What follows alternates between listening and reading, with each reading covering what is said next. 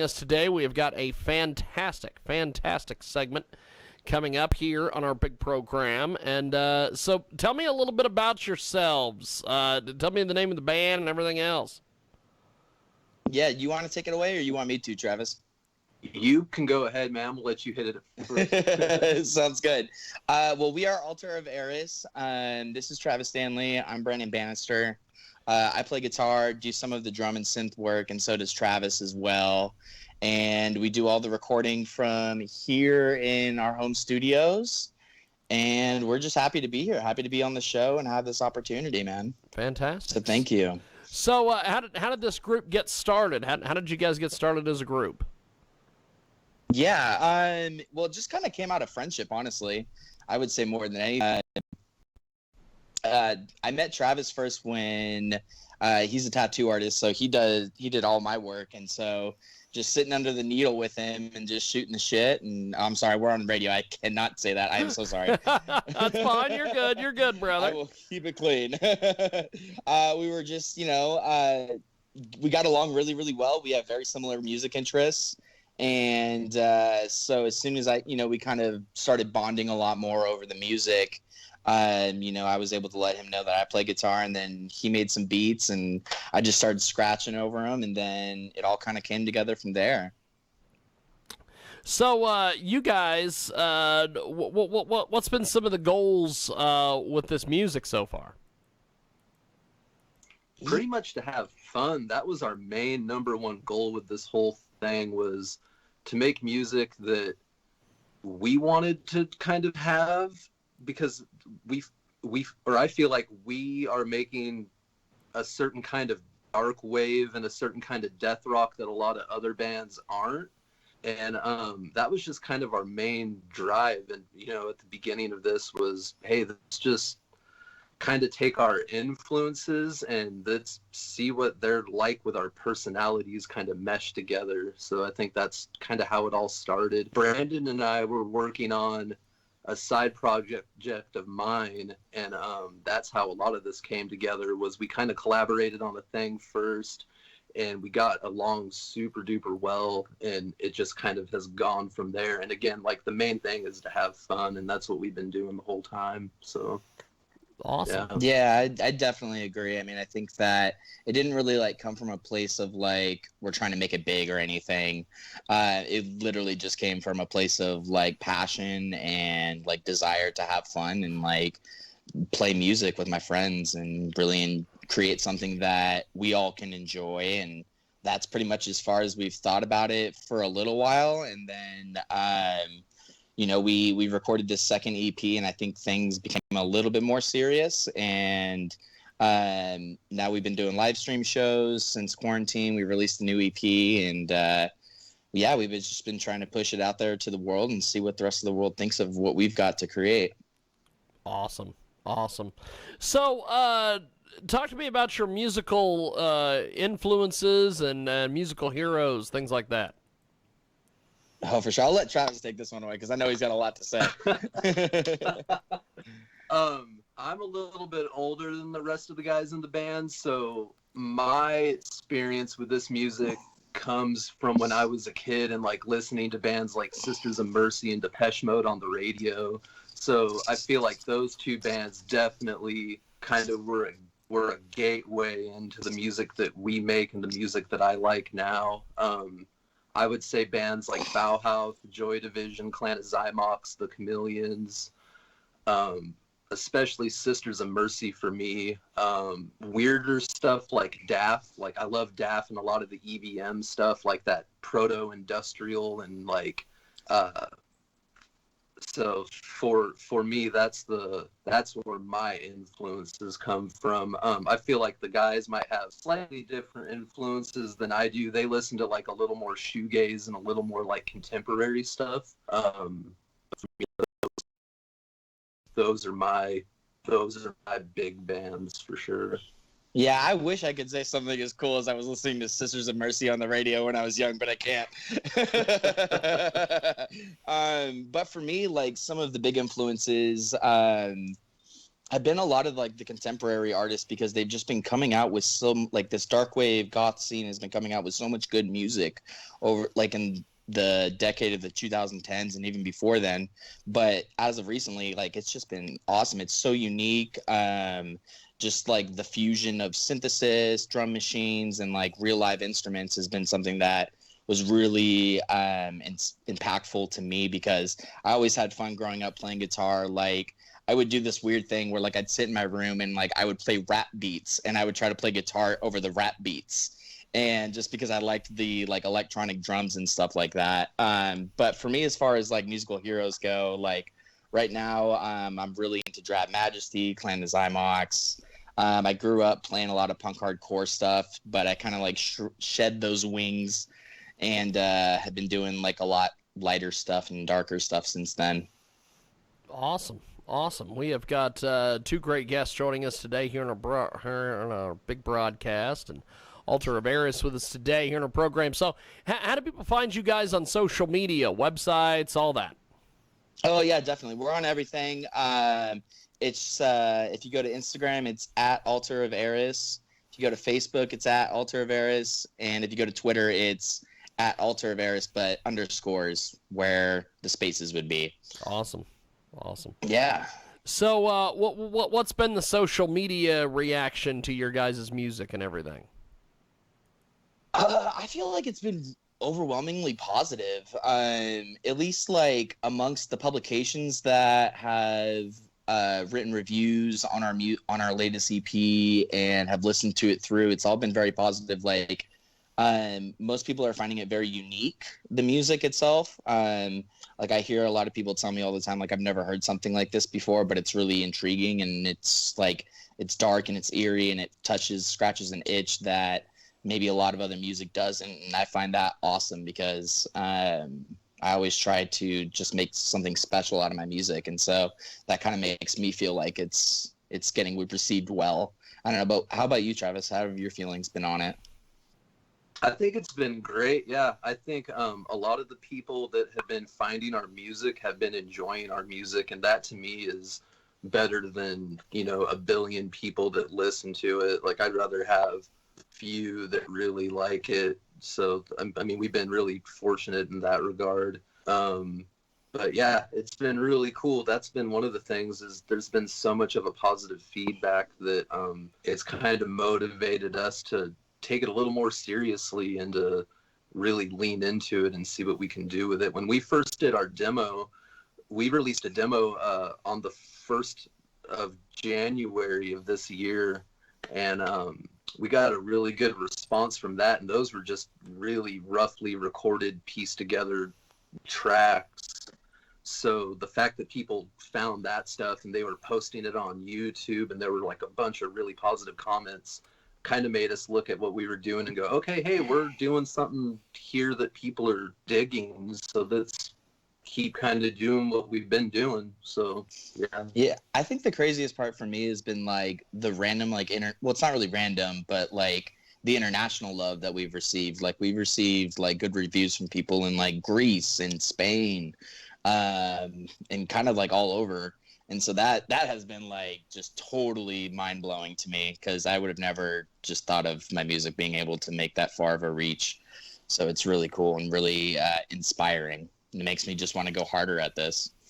Fantastic. We have got two great guests with us today. They join us live here on our broadcast. Altar of Eris is with us. So tell me about this name. Where'd you guys come up with the name? Oh, I'll let Travis take this one away. The name is it's based from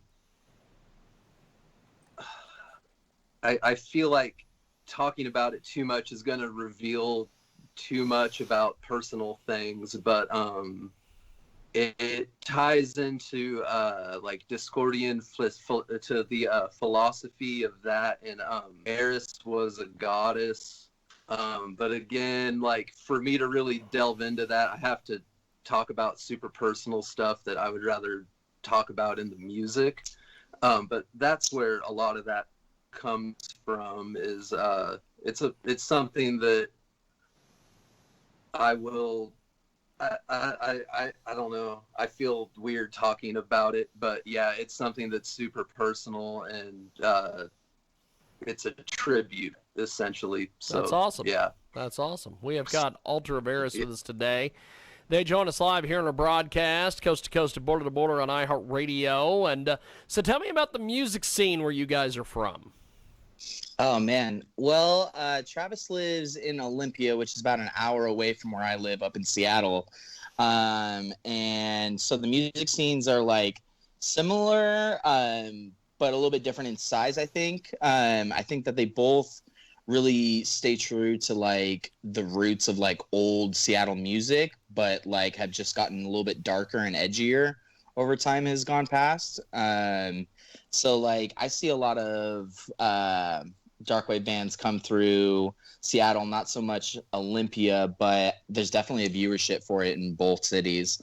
Yeah, I don't know. What do you think, Travis? How do you feel about the scene around here? I feel like it's growing. I feel like there's a lot of really talented bands in the area. In Olympia especially, there's an artist that goes by the name Crushed, and he's doing some of the coolest, he calls it grief wave, and that's like in the same vein as a band called Surskew. And he's a grief wave artist, and what he's doing is really cool. Up in Seattle, there's bands like Hollows that are doing really, really cool stuff. Bands like Two Libras that are doing stuff that is rooted in the kind of stuff we do, but they do more of a cyberpunk thing.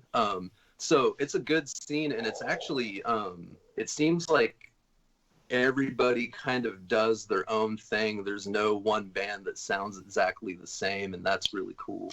Yeah, and I think amongst like this like darker music scene, like all these like small off branches are like all very much so accepted by the community and like viewed with like an open mindset, because like some of the stuff can get kind of weird to like the layman viewer.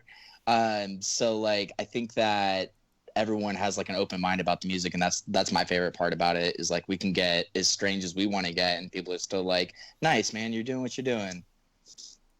That's pretty cool. We have got Altar of Eris with us today. They join us live here on Skype and talking a little bit about their music and some of the different things they've got going. So give us a preview of what we're going to hear, because we're going to play some of your music here in a few. Oh, right on. Be prepared for like something brooding, something aggressive, something dark, and just try to meditate in that space while you're listening to the music and see where your mind takes you, and just don't hold anything back and come into it with an open mind for sure. Awesome. Well, I guess before I let you guys go, any final thoughts on your music or anything? I just say keep us on our radar, keep us on your radar, because we're going to be doing this for a while, I really feel like, and every release that we've put out so far has just gotten better and better. Even like we have tracks that we've been recording since the EP release that are even better than the EP in my opinion. And so like I feel like we're on a progression route, and so yeah, just definitely don't put us down. Awesome. Well, yeah, well, you guys, yeah, I agree. You guys are great. I guess before we let you go, we're going to play Labyrinth of Tears. Tell me about this track. Right on. Yeah, I'll let Travis take it away on this one. This song is one part a toxic relationship and another part being heavily influenced by Hammer film Dracula movies. That's awesome. So it's kind of a mixture of those things, and again, I like to leave it in a place where you don't know where the one subject meets the other subject. It's open for interpretation, but for me that was kind of the motivator for writing what I wrote. Awesome. Yeah. Well, I appreciate it. You guys are amazing, and thanks for doing this today. Really enjoyed the conversation. Thank you for having me. Thank you for the opportunity. It was awesome. You guys are great. We're going to play some of your music, and have yourself a wonderful day. Thanks, gentlemen. Cool. You as well. Appreciate it. There they go, and we are going to play this track, Labyrinth of Tears, and it's here on your world famous Jiggy Jaguar radio broadcast.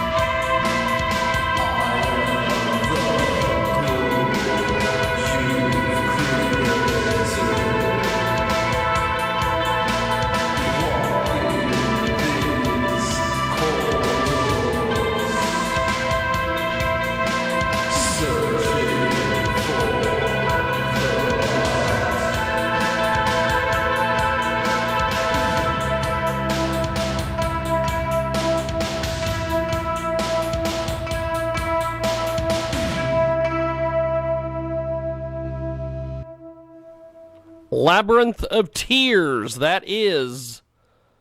It's Violent Dreams, and it's right now here on our big broadcast.